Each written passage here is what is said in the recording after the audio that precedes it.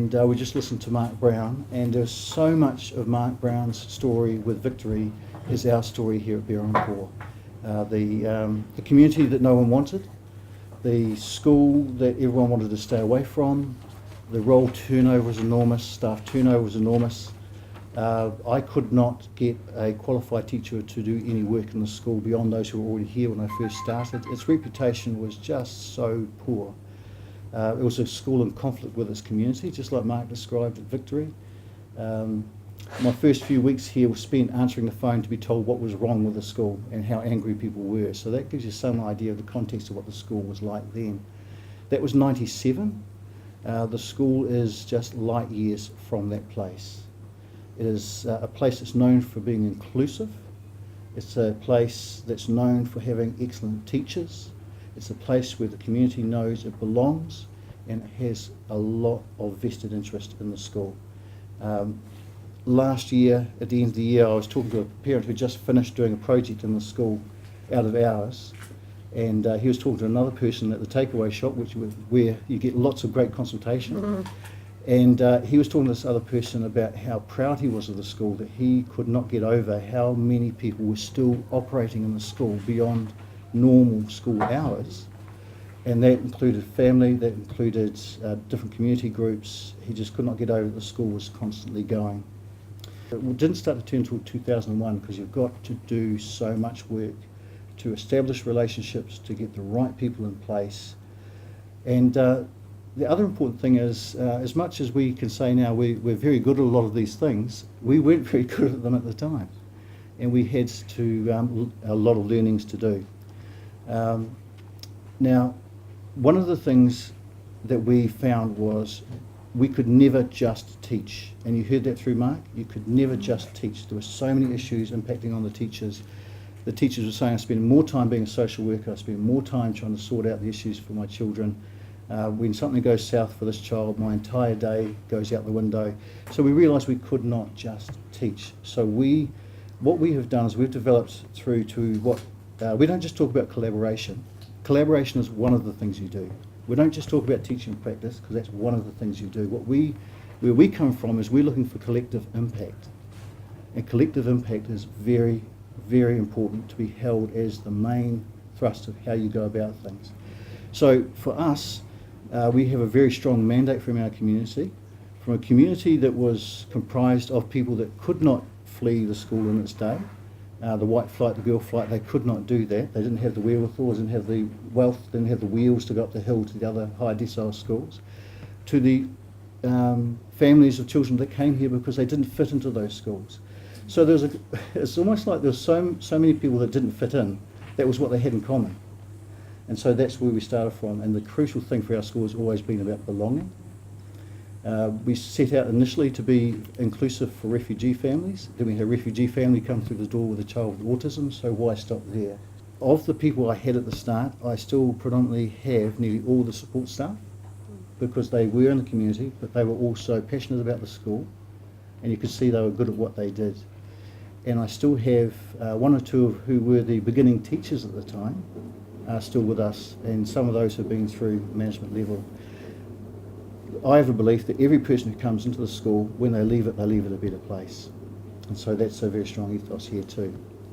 What we have now is our charter says that we are primarily about inclusion with the right to belong. That's not just be present, but the right to belong. And the statement is our families and community are proud of our school when we do whatever it takes to make sure people belong.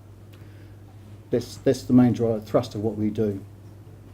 So how do you describe it? Because this is quite often the issue for ERA. They come in and you come to a school and they're used to looking at straight data and things like that, and they sort of get a sense you're doing something quite cool, but you've got to be able to describe what you do. A high number of OARS children here. We're a magnet school, not just for OARS, but the moderate needs that don't get OARS. 15% of the roll are diagnosed with some form of learning disability or disorder. And of those, over 50% of them do not come from our direct local community. So they're coming here because they've identified the school as being very strong in these practices. And I have to say, in 97 we weren't. The first autistic child, I remember walking around the school holding his hand because it was the only thing that would keep him calm. We didn't know what else to do. So this is where we found we couldn't just teach, but we also realised we couldn't do it alone, and that was the crucial thing. We had to work with others. We had to bring other folks in because there was expertise out there that they had that we needed. And if you just went through plodding through in a PD cycle with a strategic plan, you were never going to get the volume of change you need. And the change was going to be very lumpy, and it was going to be at different stages. And sometimes successful change brought about the need for the next change. So, and that's been part of that journey as well. We have an overall ethos, a focus of having healthy, happy learning. It also goes back to our negs and nags. And it also ties nicely with a lot of the key competencies as well, often ignored by a lot of initiatives you come across. Now, in order to get healthy, happy learning, we have 3 key cultures because we believe things like collaboration are a habit, and habits come from having a culture. So we have a culture of inclusion, we have a culture of inquiry, and we have a culture of partnership. Now, if you have a culture, you can't just limit it down by writing it all down saying that's it. All you can do at best is describe how it operates, because if it's a culture, it's a living thing. So the culture of inclusion includes what we do to mobilise resources within the school for a child who is different and operates differently. So we are not going to force that child into a round hole if they're a square peg, etc. We are going to alter things if we have to, so that child can participate and actually be an effective member of his own community, his or her community. It also goes to the child whose parents might not speak English and not understand how we operate in schools in New Zealand. And everyone just thinks, well, that's African families, etc. A lot of European families struggle with how New Zealand schools operate. And that goes through to the child that comes to school with no food, no clothes. So our school has a heavy involvement with strengthening families, and I'm in the management committee with that. So that also gets us a lot of relationship and connections with Child, Youth and Family, with Birthright, with City Mission, with all the NGOs in the city. And it just enables you to, A, put across what you feel you need, but B, also you find out what the agencies are dealing with. And I think Windsor's a classic example. They are restructured again and again and again. So it comes back to Mark's point about you always having to start relationships again.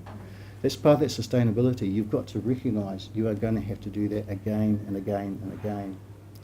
So the culture of inclusion, that took a while to build up, and a large part of that started from deprivatising what the teachers were doing, and also looking at how we operate in a classroom. Now, we do not, one of the things we say is teaching is inquiry. You hear people say teaching as inquiry, and they talk as if you're going to take teaching and then just change one aspect of it and start doing inquiry.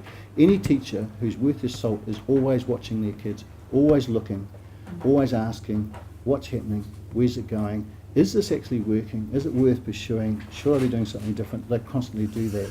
So what we do here is we ask our teachers as well to elevate one a year as an inquiry. They elevate one as their main focus that they will then present to the rest of the staff. And the staff have an opportunity to also ask questions and so forth. Now that took a lot of groundwork to get that trust up. Breen Brown has an excellent video online. It's about being vulnerable. And she's saying we actually have to appreciate how dangerous it is for someone to be vulnerable, because at the time when we talk about deprivatising, if you don't have institutions and structures around them that can be trusted, you can actually damage the person, and then they won't be trusting if next time you try it. Partnership is absolutely essential to what we do. Now the partnership extends the partnership with the parents, partnership amongst the teachers, and partnership with our community. And in the community, the school is the home for 3 trusts. We're their home base. There is an autism trust. There is a Two Basket Trust, which has been set up by a donor to address poverty, impacts of poverty on education.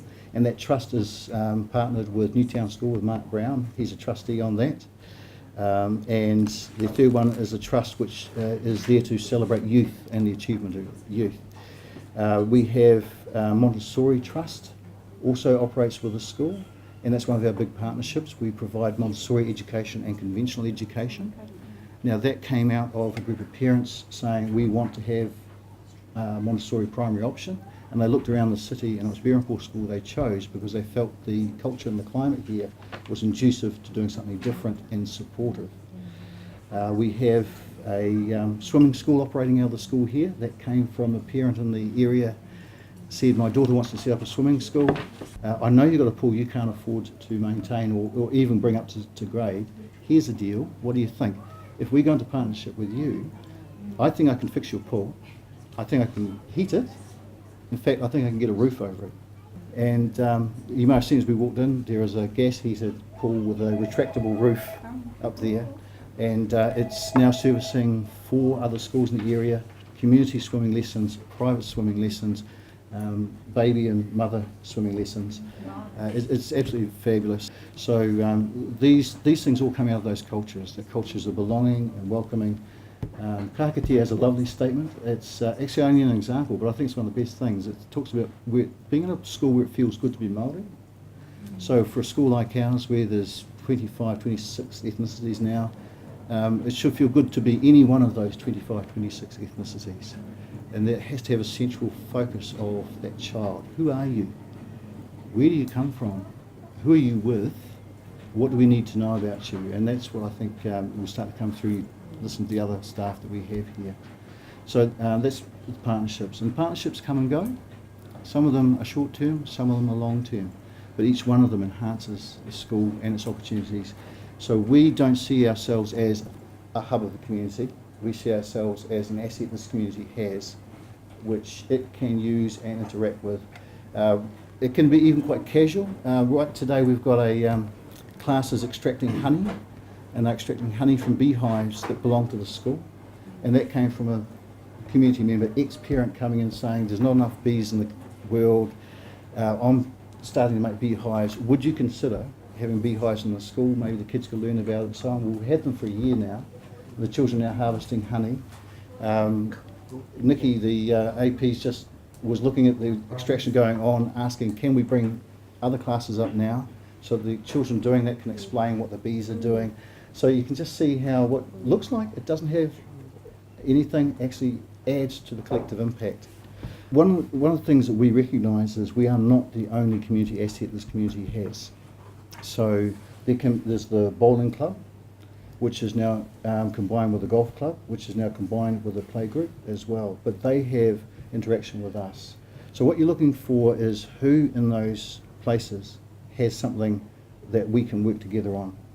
And quite often they have better ideas than us. So they walk through the door. Literally the best ideas we've had have walked through our door and been handed to us on the plate.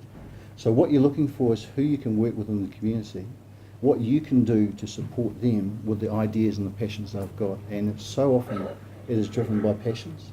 And we heard that last week in Auckland. A lot of schools are identifying the passions in their staff. It's one of the things I was thinking about. It was an argument we had with Aero 2 reviews ago.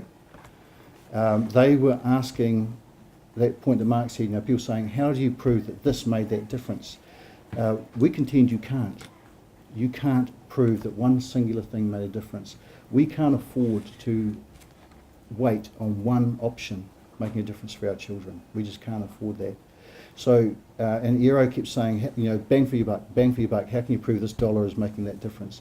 We argued you could not do that. Now, we've actually found the research to back it up, that the problem is they were looking for attribution. You want to attribute this result to that input. Now, life is too complex. It doesn't operate that way. But what we do, and the rigour we apply, is we're always looking for contribution. Can we in confidence say that what we are doing with this is contributing in some way to the collective impact for the children and their community?